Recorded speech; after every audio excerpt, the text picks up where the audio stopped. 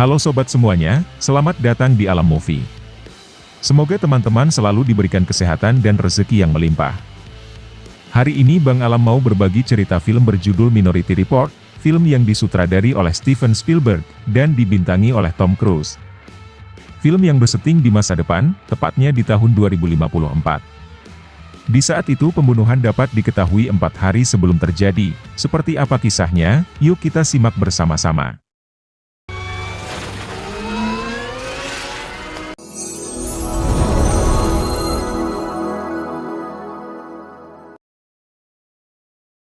Film dibuka dengan adegan yang cukup berat, karena memperlihatkan sebuah bayangan seorang pria bernama Howard Marks yang diselingkuhi istrinya, kemudian Howard langsung menusuk istri dan selingkuhannya. Adegan berpindah ke fasilitas dari departemen yang bernama Pre-Crime. Kita langsung diperkenalkan oleh pemeran utama kita Tom Cruise sebagai John Anderton, kapten dari divisi Pre-Crime, departemen keamanan yang mampu memprediksi masa depan menggunakan sistem Pre-Choice. Pre-Choice sendiri adalah 3 manusia bermutasi yang bisa memprediksi pembunuhan di masa depan agar dapat dihentikan oleh Departemen Pre-Crime. Dengan menggunakan red ball yang langsung bergulir dan menunjukkan nama korban beserta pelaku. Hebatnya nih, waktu pembunuhan pun bisa diketahui dengan jelas kapan terjadinya termasuk penghitungan jumlah korban. Hanya tempat lokasi pembunuhan saja yang masih terlihat samar. Dilanjutkan dengan John Anderton, Kapten Pre-Crime, yang melakukan validasi pada kedua saksi dengan menampilkan ulang prediksi masa depan yang sudah ditunjukkan Pre-Choice sebelumnya. Nun jauh di tempat yang berbeda tampak seseorang Howard yang akan melakukan pembunuhan. Howard mengatakan kepada istrinya bahwa dia mengenal sesosok pria yang tidak asing di luar rumah, namun dirinya tidak bisa melihat jelas tanpa kacamata. Pembunuhan itu pun akan terjadi sekitar 24 menit 13 detik di masa depan. Lalu Bang John berusaha menemukan lokasi Howard dengan sedikit petunjuk. Memutar ulang terus-menerus, adegan ramalan pasti yang kini ditampilkan sebagai potongan video. Kasus ini sedikit lebih rumit karena Howard sudah tidak tinggal di alamat yang tertera di sistem. Ditambah seseorang yang bernama Danny Whitwer, agen dari Departemen Kehakiman AS yang diutus untuk melakukan audit terhadap Pre-Crime, tiba-tiba saja muncul di tengah mereka. Setelah meneliti lebih dalam, Kapten John akhirnya menemukan lokasi Howard, dan bergegas menuju ke sana. Kurang dari 10 menit sebelum kejadian Howard yang sudah pergi bekerja tampaknya kembali ke rumah dikarenakan merasa curiga terhadap istrinya, dan di dalam rumah dia melihat pria asing yang dilihat sebelumnya hendak bermantap-mantap dengan istrinya. Sesampainya di lokasi Kapten John mendapati masalah bahwa lokasi rumah tempat terjadi pembunuhan mempunyai kemiripan dengan beberapa rumah lainnya, dengan sisa waktu yang menipis. Untung saja Kapten John langsung mengetahui letak rumah dari pintu depan yang tidak dikunci. Ketika pria itu berhasil memakai kacamata dan memegang gunting, Pre-Crime tim tepat waktu berhasil menggagalkan pembunuhannya.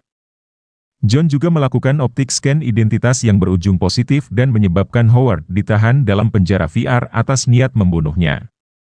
Dan di lokasi berbeda Danny Whitwer mendapati bahwa Pre-Choice mempunyai sistem replay atau gema video yang terus berulang terhadap kasus pembunuhan sampai file data tersebut dihapus dan Pre-Choice pada akhirnya kembali tenang. Tidak ada pembunuhan selama hampir 6 tahun lamanya akibat kemunculan Pre-Cognitive. Di malam harinya John Anderton berolahraga, kemudian membeli sebuah alat penenang diri ilegal kepada seseorang. Diceritakan di film ini Kapten John mempunyai seorang putra yang bernama Sean yang menghilang 6 tahun yang lalu. Dan di saat pulang ke rumah, sambil menggunakan alat penenang, dia membuka video holografik, berisi kenangan masa lalunya bersama sang putra Sean dan mantan istrinya, Lara. Hi, Daddy. Keesokan paginya, John kembali ke Departemen Pre-Crime. Di sana dia bertemu dengan Lamar Burgess. Sang Direktur Pre-Crime, Lamar mengatakan bahwa 2 minggu lagi Pre-Crime mulai dipergunakan di seluruh kota di Amerika. Untuk itu John ditugaskan Pak Lamar untuk menemani Danny Whitwer melakukan audit. Lamar berpesan kepada John agar proyek Pre-Crime tidak digagalkan oleh audit dari Danny. Berbekal surat perizinan, Danny ditemani Kapten John masuk ke dalam ruangan tempat Pre-Choice berada, bahkan Kapten John sendiri baru pertama kali itu juga masuk ke dalam. Sistem kerja Pre-Choice dilapisi pada susu futon yang berguna sebagai pemasok nutrisi sekaligus konduktor. Terdapat 3 Pre-Choice bernama Agatha, Arthur, dan Dashiell yang di-scan dengan tomografi optik. Dengan berani, Dani berkata jujur bahwa dirinya mencari kelemahan dari Precox karena dianggap terlalu sempurna. Setelah audit tersebut itu, John yang tengah sendiri. Saat tangan John ditarik, ternyata Agatha yang menarik John berusaha memperlihatkan bayangan ingatannya. Tampaklah di layar seorang wanita yang ditenggelamkan ke danau. Kemudian karena rasa penasaran John pergi ke bagian penjara AR dan menanyakan kasus pembunuhan yang ditunjukkan Agatha. Mereka pergi ke data stream dan menemukan bahwa seseorang yang bernama John Doe yang menenggelamkan wanita bernama Anne Lively di Danau Rowland. Anehnya, data milik Agatha sudah dihapus. Meski begitu, John tidak takut melanggar aturan dengan mencuri data milik Anne Lively. John melaporkan pada Lamar tentang temuannya berisi data Anne Lively, namun Lamar menanggapinya biasa saja.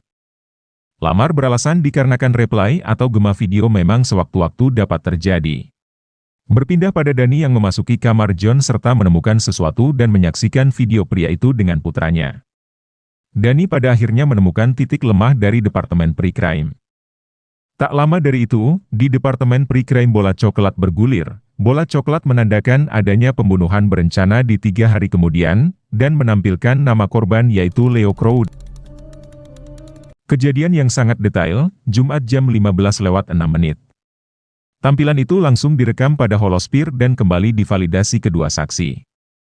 Mengejutkannya, ternyata dalam tayangan tersebut, pembunuhnya adalah Kapten John sendiri yang menembak sang korban. John Anderton langsung bingung dan terkejut. Wali yang menyaksikan kejadian tersebut memberi waktu kepada John untuk bergegas pergi. Wali sendiri sangat tidak percaya akan ramalan pasti tersebut. Kesalahpahaman terjadi ketika John memasuki lift, dia bertemu dengan Dani. Dani yang senang karena menemukan kelemahan dari Pre-Crime menjelaskan penemuan benda penenang di rumah John. Namun disalahartikan oleh Kapten John yang sekarang memahami situasi bahwa Dani menjebaknya dengan ramalan pembunuhan yang terjadi. Setelah berhasil keluar dan sedang berkendara, John menelpon Lamar dan menjelaskan bahwa dia sedang dijebak. Namun di saat sedang menelpon, kendaraan yang dipakai John tiba-tiba bergerak otomatis kembali ke arah Pre-Crime. Sontak membuat John berusaha melarikan diri keluar mobil. Dengan tergesa-gesa John melompat dari satu mobil ke mobil lain.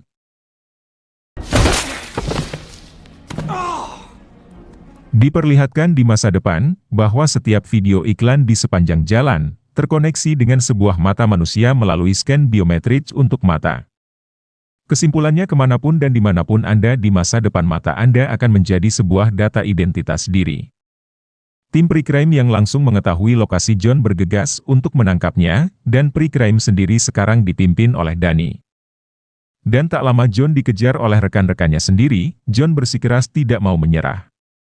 Pasukan Pre-Crime dengan jetpack seperti di game GTA dibuat tidak mampu berbuat banyak. Dani pun menyusul mereka mengejar Kapten John. Terjadi pengejaran sampai ke pabrik pembuatan mobil. Dan di sana John akhirnya berhasil melarikan diri jauh dari Dani dan tim Pre-Crime. John langsung pergi ke pinggir kota, ke sebuah rumah di mana terdapat banyak sekali tumbuhan yang sudah berevolusi. Di saat memanjat, John tanpa sadar telah tertusuk racun dari salah satu tumbuhan yang ada di sana. Tujuannya tidak sekedar melarikan diri, John ternyata hendak menemui pencipta dari Precox, Nyonya Iris Hineman.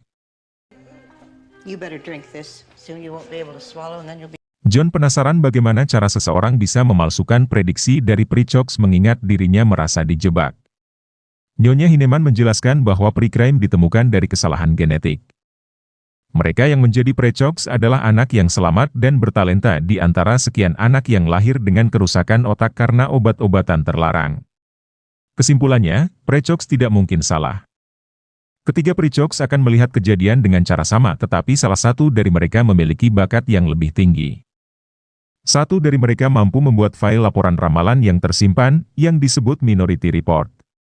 John Anderton dapat mengunduh salinan dari ramalan yang ditampilkan selama ini. Letak Minority Report berada di dalam Precox yang paling berbakat dari ketiganya, dia adalah Agatha. Sementara di sisi Dani Whitworth dan tim Pre-Crime. Mereka dibuat pusing karena pembunuhan yang akan dilakukan oleh John Anderton berada di dalam sebuah gedung yang menganut desain konsep yang sama dengan ribuan gedung yang lain di masa depan. Danny pun memerintahkan untuk dilakukannya optik scan dan detak jantung ke seluruh area yang berada dekat dengan area bangunan yang mirip dengan ramalan. Di saat bersamaan Danny menemukan flash disk yang tersimpan data pembunuhan Anne Levily di meja John. Nun jauh dari sana, John menemui seseorang bernama Solomon, dokter ilegal untuk melakukan transplantasi bola mata agar aman dari scan optik. John berusaha untuk mengganti identitas dirinya demi membongkar jebakan dari Danny. Dokter itu lalu membius John dan memanggil susternya untuk mengambilkan bola mata baru.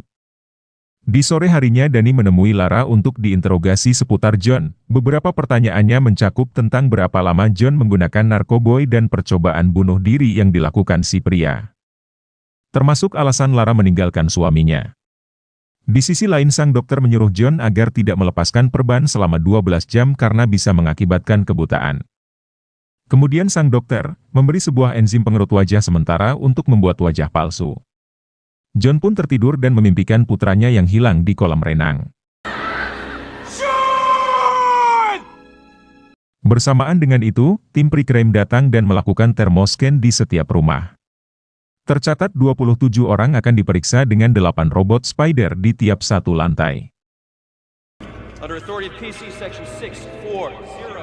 John berusaha menyelamkan diri dalam bak beserta air es untuk bersembunyi.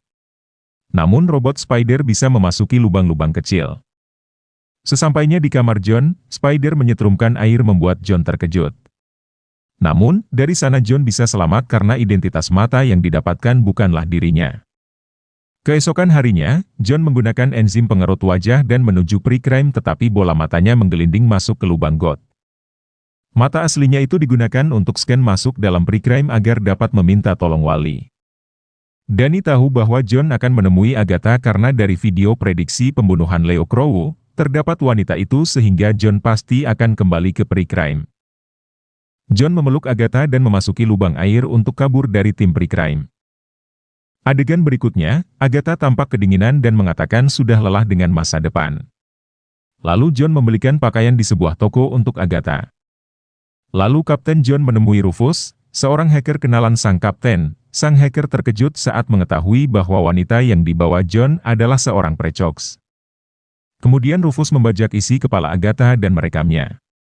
Namun ternyata tidak ada laporan minoritas yang membuat John tiba-tiba marah ke Agatha. Tak berselang lama wanita itu berteriak histeris, dan pada akhirnya John bisa menyaksikan peristiwa pembunuhan Anne Lively yang ditenggelamkan di layar. Di saat itu pula tim pre-crime datang dan John berlari kabur kembali bersama Agatha. Di tengah pelarian, sang precox itu menunjukkan kemampuannya memprediksi masa depan, dari mengambil payung hingga menghindari hujan untuk membantu sang kapten melarikan diri. Berikutnya, saat tiba di hotel John mengancam resepsionis untuk menunjukkan daftar tamu agar dirinya dapat mencari Leo.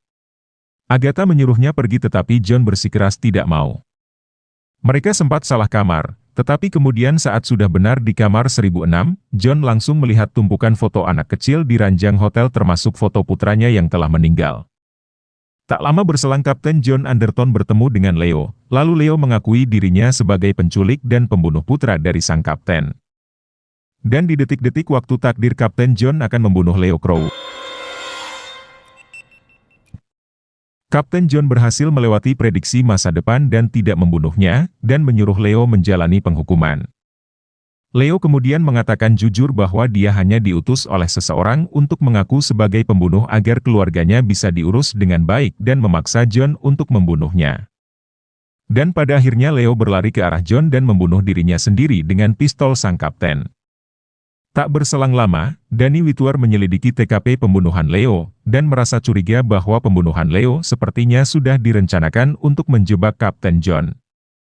Kemudian Danny menelepon Lamar untuk mengajaknya berbicara. Di saat bertemu pria itu menunjukkan pistol yang diambil dari kamar Leo yang ternyata diberikan Lamar untuk John di Baltimore. Danny menampilkan peristiwa pembunuhan Anne Lively yang didapatkan dari data Arthur dan Dashiell karena milik Agatha telah dihapus. Danny juga sempat mengunduh file milik Agatha karena sudah direkam Rufus sebelumnya. Ada keganjilan karena posisi riak air yang berbeda, dan meyakinkan bahwa pembunuhan ini sudah dirancang dan terjadi dua waktu berbeda.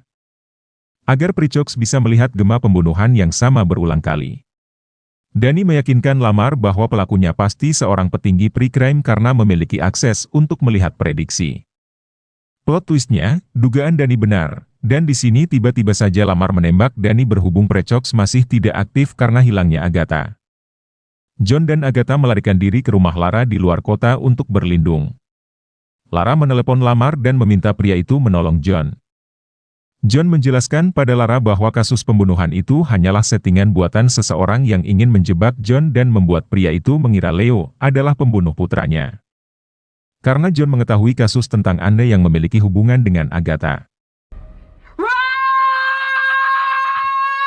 Agatha menyuruh John untuk berlari tetapi terlambat karena tim pre-crime sudah datang menangkap John, dan sang Precox Agatha juga dikembalikan ke departemen pre-crime. Lara menemui Lamar dan membicarakan John, termasuk menanyakan tentang Anne Lively karena menyadari bahwa John dijebak.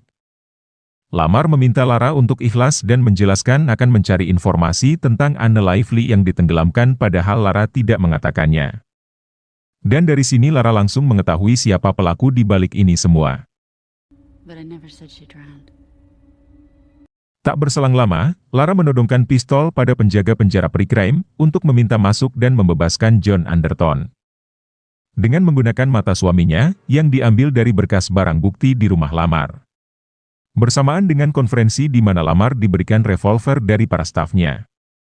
Lamar tiba-tiba saja mendapat telepon darurat dari Kapten John Anderton. Di saat bersamaan, muncul sebuah video yang mengungkapkan tragedi pembunuhan Anne Lively. Di video tersebut, terungkap bahwa Anne Lively adalah ibu Agatha yang kecanduan narkoba dan menjual Agatha pada pre-crime. Tetapi Anna berusaha untuk merebut kembali putrinya, walau berakhir dibunuh Lamar. John menyebarkan video tersebut di tengah semua orang. Precox kemudian mengeluarkan Red Ball tentang prediksi pembunuhan baru berisi Lamar yang akan membunuh John. Lamar mengakui bahwa Anne tidak boleh mengambil kembali Agatha karena bisa mempengaruhi pre-crime. Sehingga pria itu membunuh Anne dengan rencana yang sudah diatur sedemikian rupa, agar teknisi menganggap kasus pembunuhan dua kali yang sama adalah gema. Di saat bertemu John, dilema terjadi karena jika Lamar benar-benar membunuh John, maka dia akan dihukum dan dipenjara seumur hidup. Dan kredibilitas pre-crime akan tetap sama. Tetapi jika Lamar tidak membunuh John, pre-crime akan diragukan dan akan dibubarkan. Mengejutkannya, Lamar malah memilih membunuh dirinya sendiri. Lamar memilih bunuh diri daripada dirinya dipenjara seumur hidup di ruang tahanan R. Usai kematian Lamar, sistem pre-crime dihentikan dan semua tahanan dibebaskan tanpa syarat walau tetap dalam pengawasan. Lara sendiri sedang hamil anak keduanya John. Dan para Precox pada akhirnya dipindahkan ke lokasi rahasia di mana mereka bisa menemukan kebebasan untuk hidup dengan tenang. Film ini mengajarkan kita tentang bahwa sehebat apapun seseorang berusaha menutupi kesalahan, tetap di akhir akan ketahuan busuknya dan mendapatkan balasan. Serta tidak ada yang bisa mengubah masa depan kita selain diri kita sendiri, walaupun kita mendapatkan prediksi atau ramalan dari manapun. Nah, akhir kata Bang Alam pamit undur diri, sampai ketemu lagi di pembahasan alur film lainnya. Sampai jumpa.